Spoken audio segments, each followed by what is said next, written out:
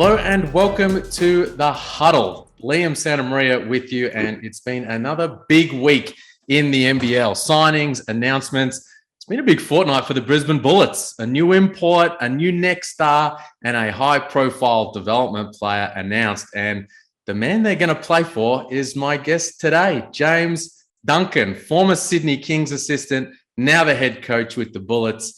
JD, welcome, mate. Thanks for having me on, brother. How you doing? I'm good. How's Brisbane? Great.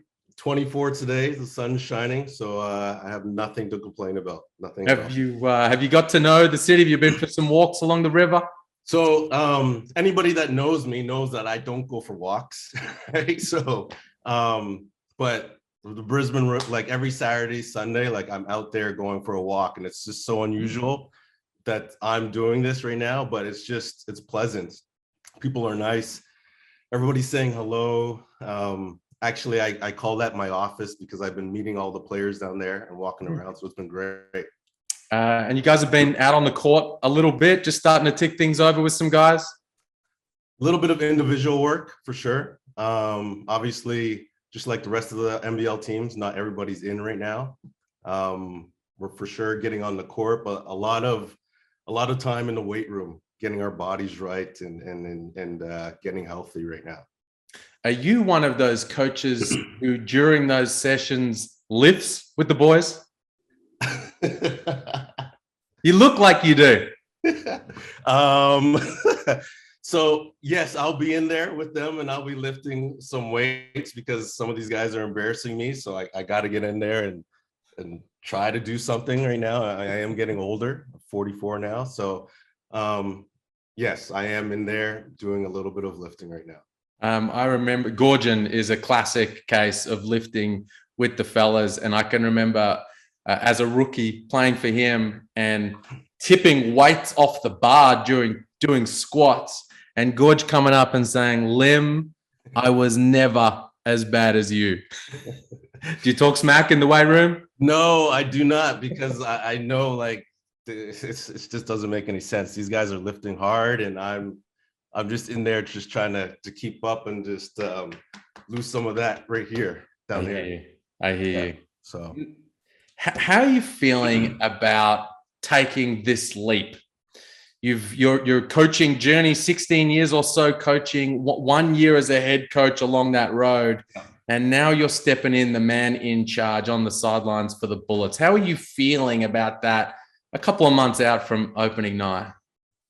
Just super excited because there's a foundation here, like of good high-level players, right? And so I would say my experiences along the way has prepared me for this moment, especially the last 2 years. Working with Will and then last season, 40 and I working together. So I'm eager, I'm excited. Putting the team together has been interesting. It's like a puzzle, right? Some days are really, really good. Some days are like, come on, like seriously. But getting out into the community, which is very important to what we're trying to do here in Brisbane as well. But a lot, and then paying attention to what's going on around the league with other teams and how they're putting their teams together. I was like, oh, all right, interesting, you know? So everybody is trying to get their teams right. And yeah, it's an exciting time for me. Like I have CJ with me and Vandy with me and Sam helping me put the team together. So we have a good group of guys and basketball minds. And so we're moving along in the right direction right now, I feel. It's a different job though, isn't it? As 100%. a head coach to an assistant coach. 100%. So just sorry to cut you off. So like as an assistant, you can sit there and say, "Coach, I think you should do this. I think you should do that. I think you," but there's nothing on you. Right? As soon as you step over to the other chair, you're just like, slow down, buddy. You know what I mean? Like it's just a different animal because it all sits on you. And so yeah, like that's the biggest thing that I've recognized, like from being an assistant to being a head coach to being an assistant. Like you can give all the advice as an assistant, which is your responsibility, and be truthful and and unopened. But when it comes to being that seat over, when it sits on your shoulders every day, and you're dealing with 12 players that have their own, whatever's going on in their life, I've said to people, it's not a video game, right? So it's not like a 2K or something like that, NBA 2K, where you're just, playing this video game. You're dealing with personalities, and you're dealing with families. Like players have their kids that might be up till 2 o'clock in the morning. They didn't get enough sleep. They come to practice. They're tired. They're irritated. Like, you deal with that, right? And so it's just not about the X's and O's. It's about so much more than that, and trying to understand where that player is coming from, or the player hasn't seen their family in 6 months, or like all those different things. And so that's part of being a head coach. Oh, and then we also have to do X's and O's, and prepare for practice, and prepare for games, and prepare for whoever the next opponent is right away. Oh, and then you also have to go do a podcast or an interview or a membership. Like, all those things are encompassed in it. And I would say the last 2 years, watching specifically Will, like how he handled himself, like he never got rattled. Like, he just never got rattled. And it was just, I told him that directly to his face. It's like, I'm just so impressed with how you handled your everyday life, how family life, and then work life. He was just like this constantly. Except for that one occasion in Melbourne. Except for the one occasion. Except for that one. So if you're counting 365 days and you want to count that one day, fine. Well, it was memorable. Which was like, out of nowhere kind of, but it was great. Like, I think the guys responded to that, like understanding like he could be this way, but if you push him to that point, all right, like he's on, and so yeah, it's all part of the journey. Do you have that line? I can't picture you going to where he went that day. So for me, and this is just my opinion, like everybody has a different opinion, but my role as an assistant is like, you prepare the team, the players, and the coach to the best of your ability for everything, right? But you are in the background, and the coach is the forefront of that. And like the head coach is the forefront of that. And I have no problem with that. And like making sure the players are playing to their optimal level. When you step over, it's just different. Like it's just different. Like I'm not up and about on the bench, like I'll talk to players, I'll talk to the coach, but it's not my style to be like that. And I'm not saying that other guys that are like that I have a problem with, like that's just who they are. But for me, it's just like, be calm and just evaluate the situation, right? And I feel like when I am like that, it's easier to approach me, but also there's more, when I do get upset, you feel it, right? Like if I'm always yelling and screaming, it's just, I think that players at the end block it out. But if you're one way, and you're calm and you're direct in what you're saying, and then you lose it for whatever reason, I think from my playing days and my history, players are like, oh, like, all right, he means business at this point, right? And so I value that. Like some of my mentors, they're the exact same way, and I value that a lot. You're talking about your playing days, your history, your mentors there. Yeah. You started obviously heading to Europe after college, played a couple of years there in Germany, and then you quickly got into the coaching game. What's been your favorite spot along the journey before you came to Australia that you spent time at and perhaps learnt the most? Germany, Deutschland is Munich is home for me. My fiance and my daughter live in Germany, and I had the most success as an assistant with Chris Fleming, who's the lead assistant for the Chicago Bulls. He used to be the head coach of the German national team, and I coached with him at in Brosa Baskets Bamberg. We had a lot of success, and we were one of the only German teams that were playing in the EuroLeague, right? And so during this time, like, we don't have the budget like Real Madrid and Barcelona, so we're like coming up with different ways to play, like ball movement, like crisp ball movement, spacing, and then the other side to it is like player development. Like, that's what we hung our hat on, right? And so Kyle Hines, which has had a great European career, he was in Division II Italy before he came to us.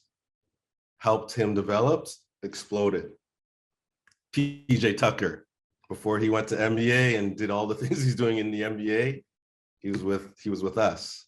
Tibor Fleiss, who just won a EuroLeague championship with Ephes, he was with us. Brian Roberts, and like, so all these guys, like, when they were at that young developing age, they came through our program. We helped them develop. As they developed, we got better. We had a lot of success in Germany, and we were competing in the EuroLeague, and that's probably where I had the best amount of time and learned the most amount from.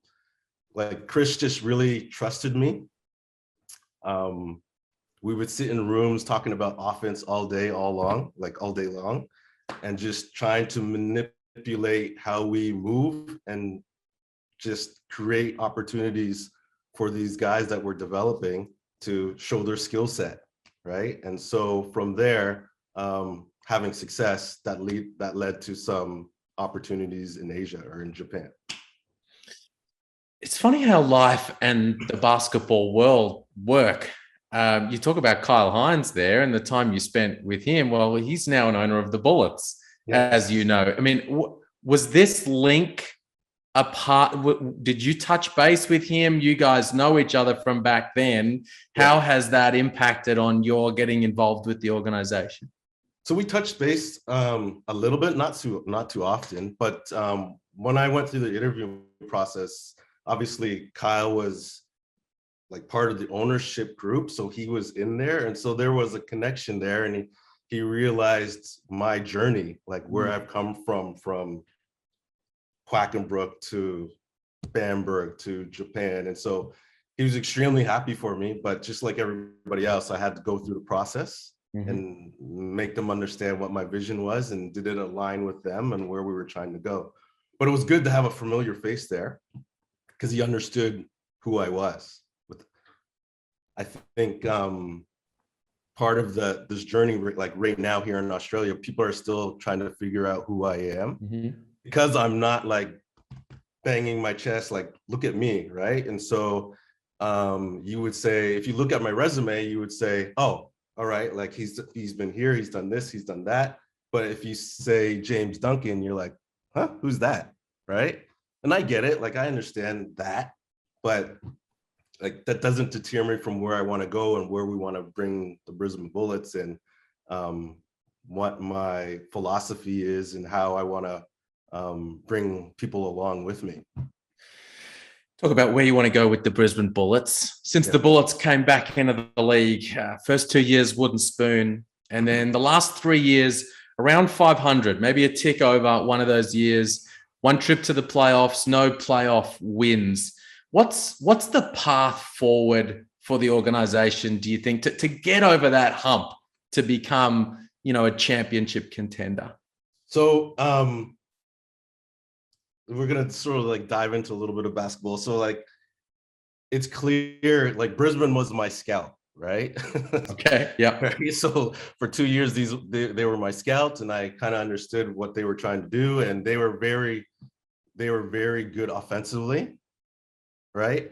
And at times, like, okay, defensively. So for me, like, this is the message that I've been putting forth to the organization and to the playing group. Like, y'all want to play, you better play defense, right? Like, we gotta, if we want teams to take us seriously, right? Like, we have to defend. We have to have an edge to us. We have to be physical, right? To finish off the defense, we got to rebound. Like, that's just how it is. Like, we got to finish off our defense by rebounding the ball, and then we can run and push the offense, which is what you guys want to do anyways, right? Mm-hmm. And then the last thing is like our effort level. Like, we have to give it a crack. I love that saying. We have to give it a crack, like every day in practice, every day in the weight room, every day when we have a game. Like, we got to give it a crack. And people have to understand, like, oh, like, you feel it, like, you know, like, you commentating a game and you know the effort that's going on within that game, and we need to be doing that. And that's been the message that I've been hammering home since I got the job, is like, we need to do these 3 things, because if we do those things, will give us an opportunity to win the game. We might not, like, you know, who knows what happens at the end, but we're there. We're there. We're there because we're doing these small things, and we're defending and we're rebounding. And then when you have Sobes, when you have LP, when you have Jace, when you have Rob, when you have Isaiah, when you have all these different offensive pieces, you're hoping that one of these guys get it rolling at some point, and that to push you over the edge, right? But if we're not doing that defensive side of the game, it's like, all right, fellas, like, roll the ball out, let's see what happens, you know? And that's not how I want it to be. And this is one of the things I've been demanding since I've got the job. I think one guy you're going to love working with is Nathan Sobe. You know, you talk about having a crack, playing both sides of the floor. And then also, you know, I mean, obviously you come in, he's the franchise guy, he's an MVP caliber performer last season, but he's also, you know, you come from a player development standpoint. This is a guy who just continues to find ways to improve. You know, 2017, he's the league's most improved player. Last season, not only is an MVP candidate, he's a nominee, one of the 11 nominees for most improved player again. What are your impressions of Nathan Sobe coming in? Killer, competitor, wants to win, wants to get to the finals. As I said, like, Brisbane was my scout, right? And so I'm like preparing the scouting report, and I'm like, like, he's a headache, right? So I'm sitting there like, all right, here's Sobes. And so, like, last season, he got to this level that great players get to. Like, the first season, he would have a great game, and he'd be like, God damn, like, oh, you know what I mean? Mm-hmm. And then the next game would be okay, right? Few games, and then he would get like, God damn, right? Last season, it was like, God damn, like God damn. And he just stayed at that level. Yeah. And he's just calm, and he has his purpose to everything that he did. And he didn't have that my first year in Sydney. And he had that last year. And I asked him about like we had a meeting when I got the job, and I talked to him. I was like, Sobes, like, talk to me about like what changed. And he's just like, I just found this calmness and this level of stability of playing. I didn't get rattled, basically what he said. And so I think you guys know more than I do. Like, you've always seen that he was able to get to this peak of playing like, wow, this is amazing basketball. Mm-hmm. And so last season, it was just, he stayed at that level. And he carried the team, and he became more of a leader of the team, and he found his place. And he also, I believe, like, he found the balance between work and life, right? You know, like his family life. And so he just has a more of appreciation for that, and just it just all came together. So I'm super excited about that, like coaching him and being a part of the process and player development. But I'm also excited for him that he's a bronze medalist, like that whole experience for him, the journey that he was on. So like, obviously with the Bullets, it was a different role than he had with the Boomers, right? And so we also talked about him like just coming into the game and having an impact on the game throughout this past summer, right? At the Olympics. And that's what he talked about. Like, I'm just coming in, I'm going to make an impact. I'm going to make an impact. And he did, like, huge impacts in a certain amount of games, right? To help them get over the hump. And so for me, him being in that role, now he understands, like, when he comes back to the Bullets, what some of the other guys go through, right? Like, he's walked in their shoes for some of our role players potentially, right? Like, he knows what it's like to like for Krebs and some of these other guys that are going to be coming in to play a similar role that he had with the Boomers, what it's like. And once you have a better understanding for that, like, it's easier for you to, like, okay, to guide them in the right direction, because he knows what it's like to be there, right? So I'm super excited for him that he went through that experience and had the success. And now that he's back, he's slowly getting back into it. But I'm just like, he's a maniac. Like, he wants to work. He wants to get in the gym. He wants to lift weights. Like, I'm just like, bro, like, slow down, man. Like, you just came back, and like, take your time to get back, and we'll get it cracking. Don't worry. So it's been nice. And the other guy you mentioned in the same breath as Sobes before, you mentioned Jace Cadee, obviously the captain, leader of the team, but was Lamar. How do you tap back into the LP that when he arrived in Australia a few years ago was instantly one of the very best players in the league? Love it. So Sam, myself, and the coaching staff, like, challenged LP to be better, right? Like, we know your skill set. Like, everybody knows your skill set and what you could do. And not many players have that, right? And so now it's on you to take it upon yourself to do something about it, right? And so he's been here in Brisbane the whole summer, sorry, not summer, winter. He's been here the whole winter, getting himself ready for the new season, getting himself fit. Our high performance team has been working with him. And yes, I'm super excited about what he could bring to us and what I think he's going to bring to us.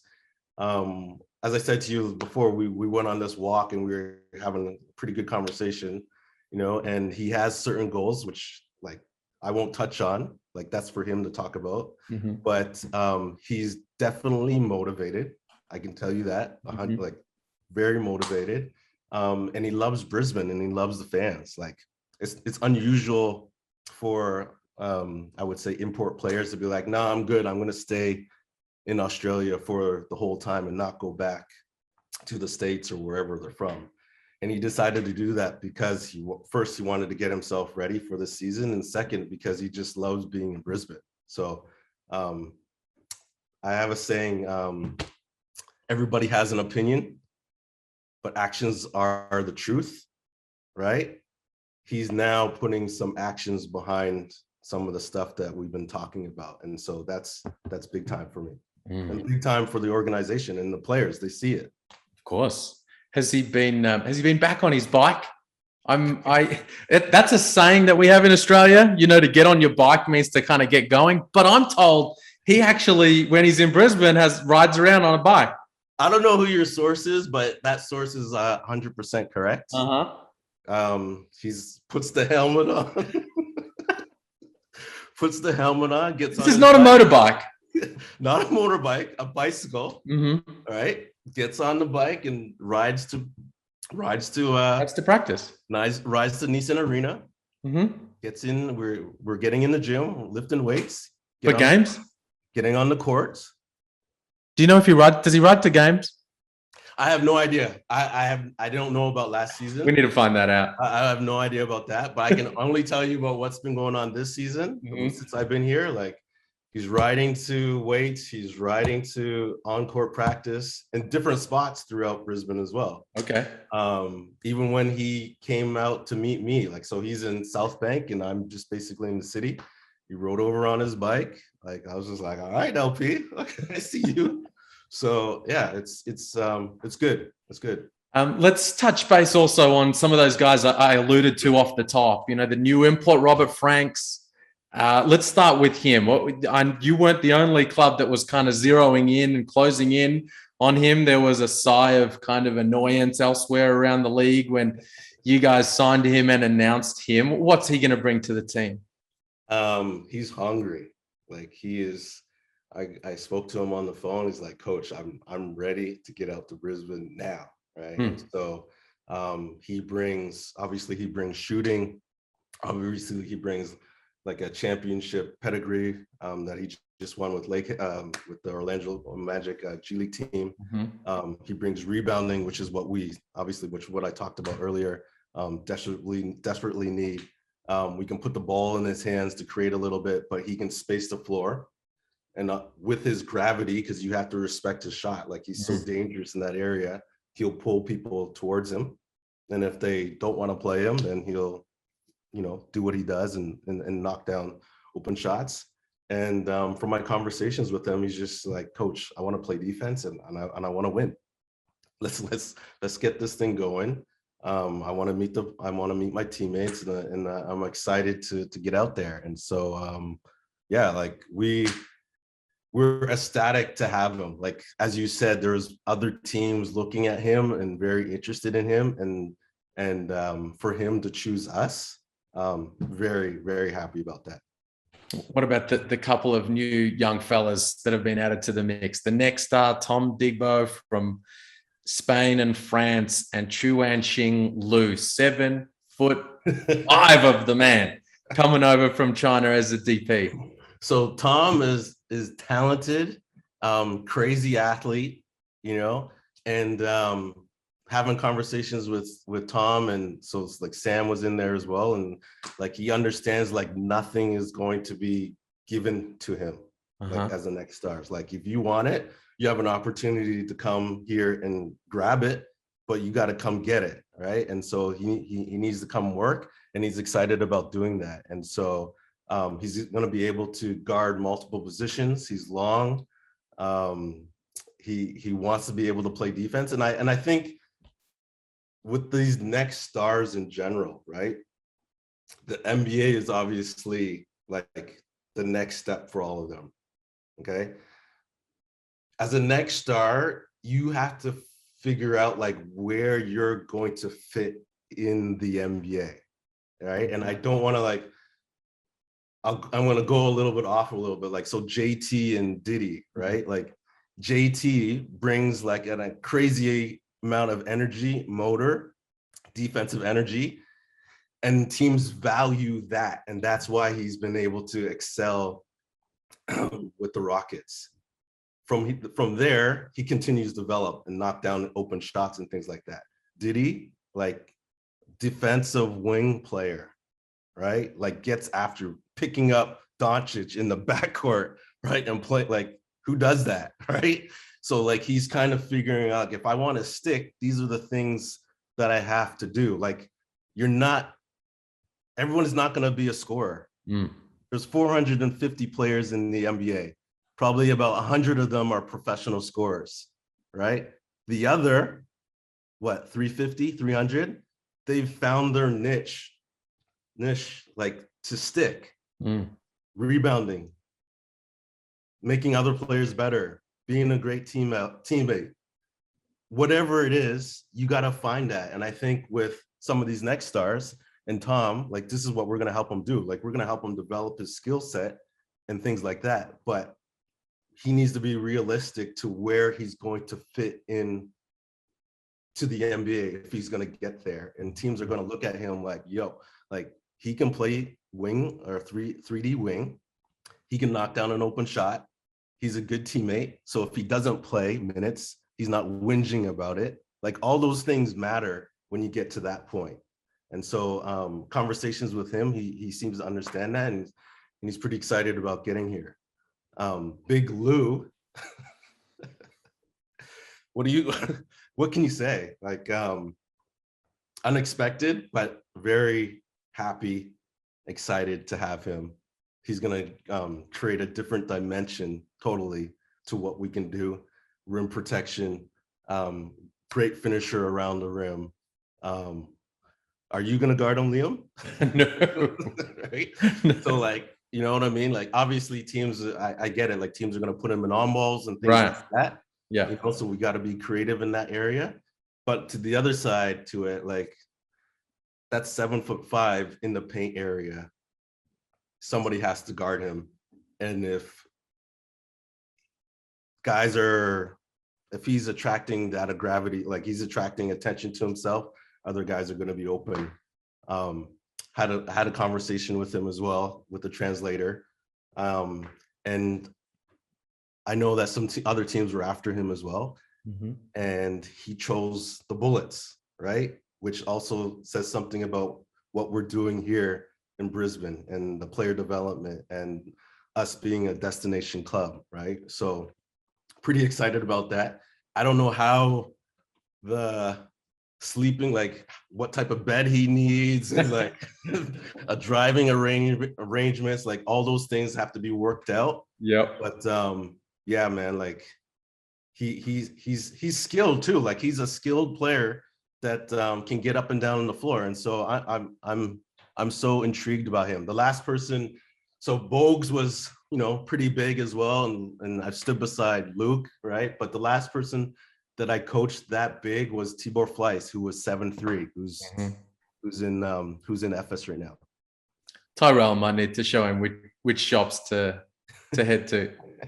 No doubt. No doubt. All right, so to finish up, you throw those other guys, Jace and Anthony Dremick, and the rapidly improving Tyrell Harrison, as I mentioned there, and that's your squad. Isaiah Moss is gonna contribute as well. When you think about all of that, brand new head coach into the mix, you got to that sometimes takes a little adjusting to. What does success look like for the Bullets this season to you? Are we getting better each and every day? Right? Like, are we getting better on the court? Are we getting better in the weight room? Are we getting better off the court? Are you getting enough sleep? Are you balancing your time from practice to your personal life, right? Are we, as I said at the beginning, are we getting better defensively? Like, this is what I'm going to hammer home over and over again. Like, are we getting better there? And are we staying consistent there? And if we're consistent there, I feel like we'll have success. I don't know how much success, because I'm sure every other team is saying the exact same thing, right? But if we're consistent there and everyone is buying in to this idea, we're going to be all right. And then the other side to it is also just what we do in the community, right? It's been a tough time. It's crazy out there right now, right? And so we need to get out into the community and show that we care and show support and shake hands and go to high schools and just meet everybody that we could meet, so that there's this, we become more of a fabric in Brisbane, because I think that's been a little bit lost throughout the years. And for me, that's a big aspect to what we're trying to do. Yes, we want to win. Everybody wants to win, right? And that's important for me. I want to win, but there's more to it than just winning basketball games. There's this community side to it, and there's doing things the right way and caring about your teammate and making sure they're all right, and helping guys get better. Like, we want to create an environment of improving and pushing guys to the limit, and also making guys feel uncomfortable, right? Like, uncomfortable, then they figure it out, then they're comfortable. And so one of the things that I'll just bring up Will again, and he like challenged me, man. Like, he really challenged me. Like, I thought I knew basketball, but like when I started working with him, he like challenged me in different ways, and it was like frustrating at times. Like, oh wow, okay, I didn't really know that. But 2 years later, like, I'm better for that. And the impact that he had, like, he'll never admit it, but the impact that he had on me and that playing group and in Sydney, like, goes far beyond like what real people really know. And I'm so appreciative to that. And that's prepared me for the opportunity that I have here. Well, I'm excited for you, man, to have this opportunity. So go Appreciate get big lure bed. Make sure LP's tires are pumped up and have yourself a cracking season, mate. Great to chat. I appreciate it, man. Keep doing a great job out there. As we talked about earlier on our call, like it's an exciting time to be in the NBL, right? So you put aside COVID for a second, TV deal, Josh Giddey, LaMelo, JT, Diddy, like there's so like Jock. all the stuff that's going on right here, like Jeremy and Larry, like they're all doing a great job, yourself included, Homicide, everybody's doing a great job promoting the game. And like it's an exciting time. Like people are calling me out. Like first, this is the last story. So I when I got this job, like all of a sudden I'm just like my phone's like wouldn't stop. Texting, congratulations. People I have no idea. I've never heard, like I have no idea who these people are. Hey, I want to come to Australia. NBL is where it's at. Wow. What? You know, so I'm just excited for the opportunity, and you guys have been doing a great job. Like kudos to you. Like, Thank you, man. Tip my hat. Thank you. Have a great season. Appreciate it, brother.